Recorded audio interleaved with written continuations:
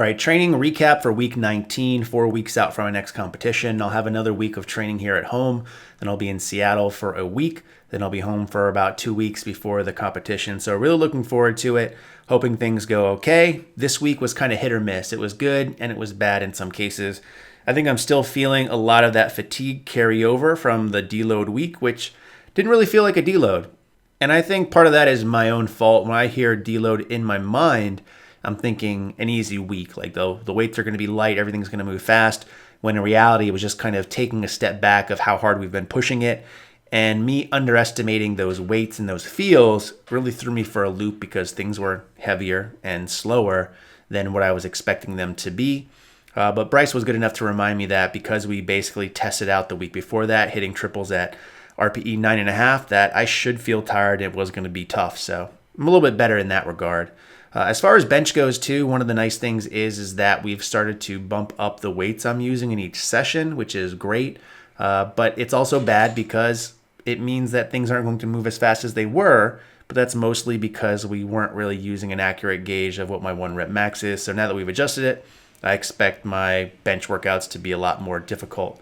Moving on to the second day of training here, deadlifts 2 sets of 5 here at 518. Decided to show a side angle, even though I know people are going to ask about my back and flat versus rounded and all that. And to be honest, this is just what feels best for me and how I like to train. It allows me to lift the most weight most effectively and most safely.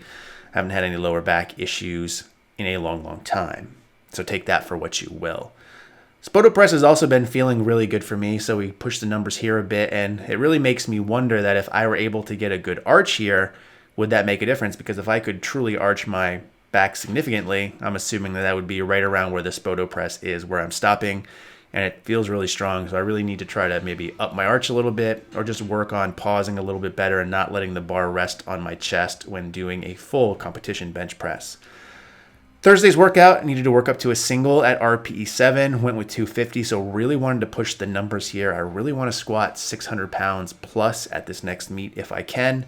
At the time, this lift didn't feel great, but it's one of those things that the more I'm removed from a session, the better I feel about it, mostly because I'm not associating how I felt that particular session with how the lift actually looked, because at the time I felt really beat up and rough, and then it moved all grindy and slow. But now that I've kind of got a couple more workouts under my belt since then, I don't really think that way, so when I watch it, it actually looks pretty good in my opinion. Last day of the training week, deadlifts and bench, kind of heavy here.